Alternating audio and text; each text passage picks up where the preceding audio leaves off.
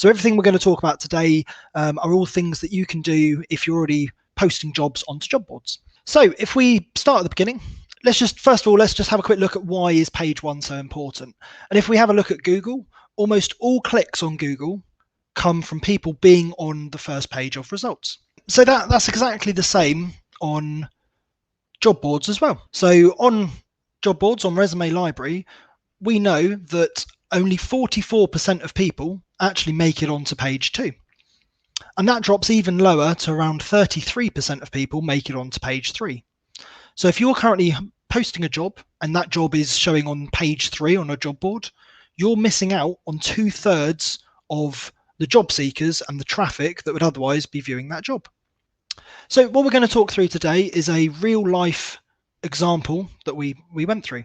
So we posted a real job onto Resume Library, which is the job that you can see on the left. And initially that was posted on position 60. So position 60, when there's thousands of jobs, you might think actually it's not that bad. And it actually, it isn't. But when we go back to our previous fact that only 1/3 of people make it onto page 3, that's where that job was. Position 60 was, typically on page 3.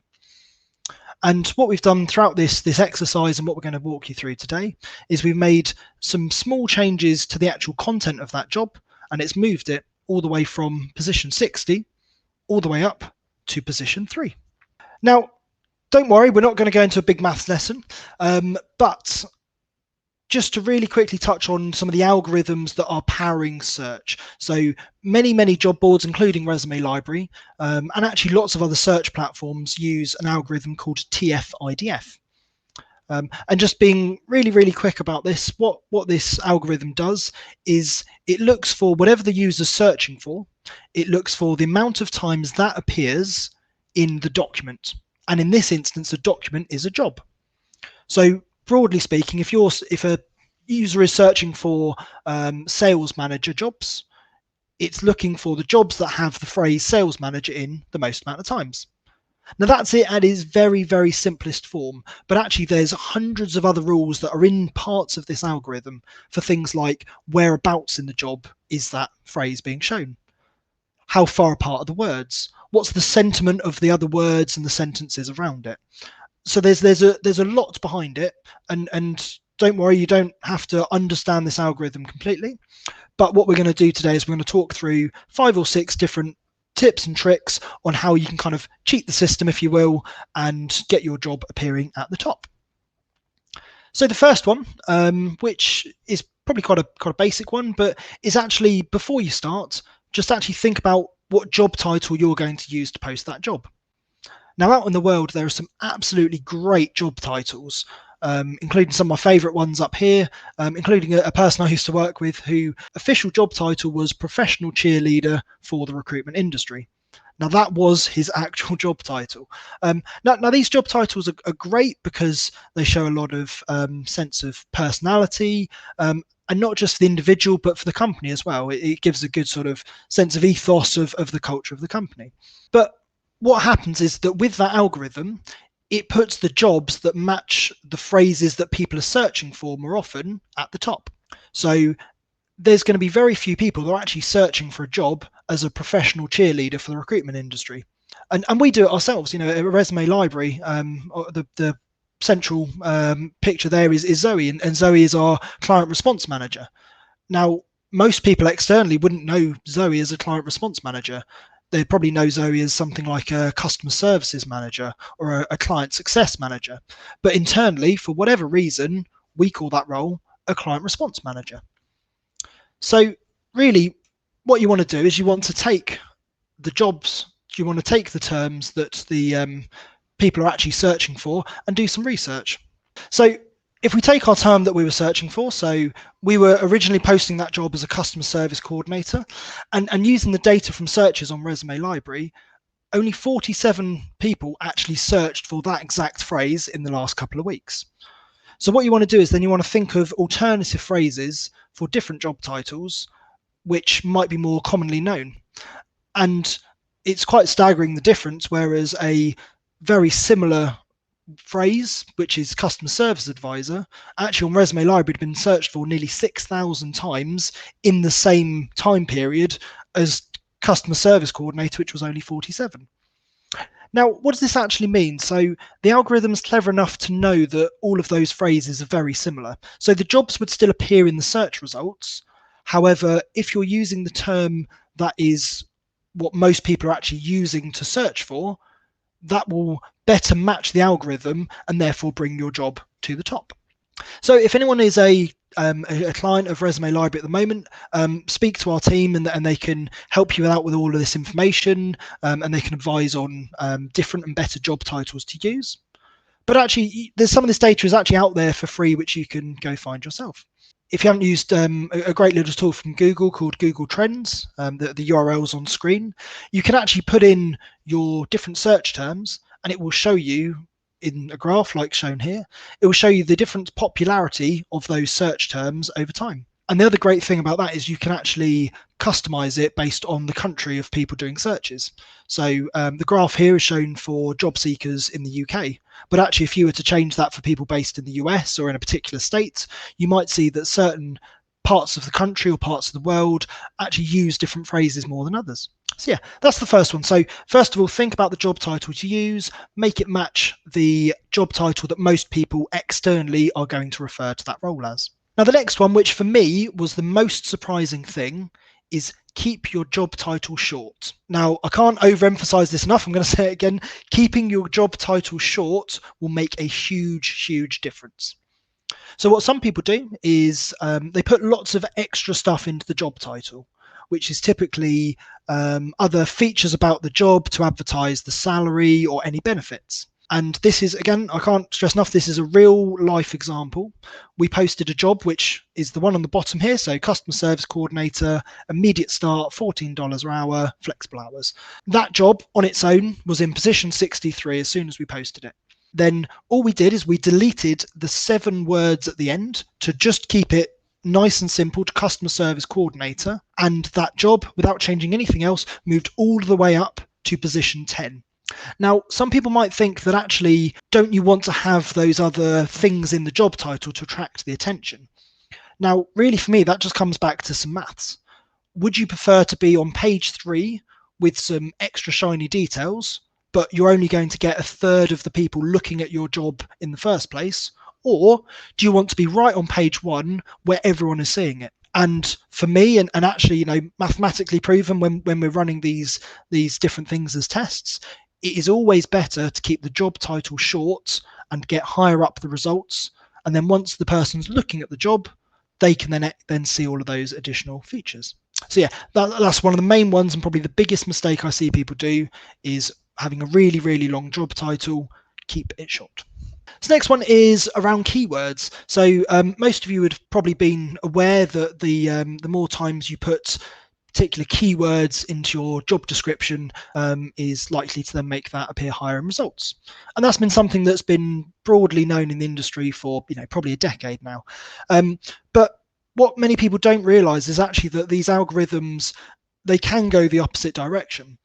So from a job seeker's perspective, having a job advert which has loads and loads of keywords every single place, and there's just, you know, lots of sentences that are just keywords, just trying to cheat the system, the algorithms have actually got smart to that.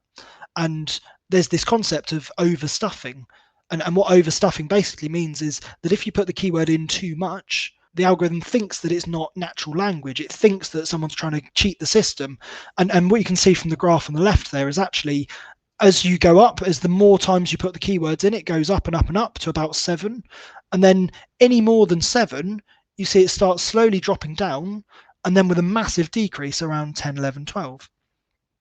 So 7 is the magic number. Now, there's a little caveat with that, is that this is based on a job advert that is 200 words long. So if you were to write a job advert which was 400 words, then you would want to aim to include the keyword 14 times. And just to kind of go back one step, is when we're talking about the keyword, it's whatever your target audience would be searching for. So in this instance, this is a customer service job. So our keyword is customer service. That's the thing that we're aiming to get in 7 times per 200 words. But really can't stress enough, if you put the keyword in too many times or put it in as a list at the bottom, for example, the algorithm will actually decrease your ranking of the job. So just to demonstrate that, on one of the other tests we did, we had the same job and we included the keyword around 7 times, and it moved it up to position 9. So quite a good difference. What I will point out though is actually the improvement from adding all those keywords in was actually less of an overall improvement than just trimming the job title. So they're both important, but yeah, really just to emphasize again that the job title, keeping that short, is really, really important. Now, when we're talking about keywords, you don't have to include the same keyword over and over and over again. So job boards are clever enough that all of the search algorithms, they know about synonyms. They know of different ways to say the same sort of job title. So as an example here, in this one job, it's got different ways of saying that particular keyword scattered throughout the job. And that makes it sound a lot more natural to the user rather than just saying whatever the keyword is 7 times within those 200 words. So really, when it comes to writing your job description, is do aim to keep the keywords in there, but really make sure it does sound natural. And all of these algorithms are built around what the job seeker is looking for. So if it's a sentence that makes sense to a person looking for the job, then ultimately that is what the algorithm is going to favor. So moving on, so the next point is actually around timing. So when to post your job. And for Resume Library and broadly across many other job boards as well, 1 in 4 applications that come to your job actually come from an email that gets sent to a job seeker. So you're probably all aware that there's most boards offer a subscription service whereby job seekers will get an email, normally most mornings, to explain which new jobs have been posted. So because about a quarter of all of your applications are going to be coming from these emails, it makes sense to actually try and time up your job to be posted based on when people are most likely to be applying. So we can actually look at that by times of day as well. So interestingly, most popular time for people applying to jobs on Resume Library is actually between 11 and 12 o'clock in the morning.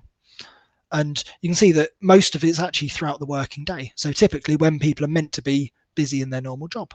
And if you then look at that by days of the week, which is where it probably becomes more important from an email perspective, is that the majority of people apply to jobs in the early part of the week. So if you think this through, if people are receiving emails every morning with new jobs, those new jobs are typically jobs that have been posted the previous 24 hours. So if I put this into an example, if I post a job on a Friday, it's going to go out to a job seeker on a Saturday morning. Now, as we can see from this graph, a Saturday is the worst time for job seekers to actually apply to jobs. So you really don't want to be posting jobs on Fridays. However, what you do want to be doing is posting jobs on the earlier part of the week and lining it up so those jobs are received in emails on Monday, Tuesdays and Wednesdays. So once you've done some of those things, hopefully your job will appear on page 1. And taking our example, we were able to move a job from page 3 right up to position 3 on the first page.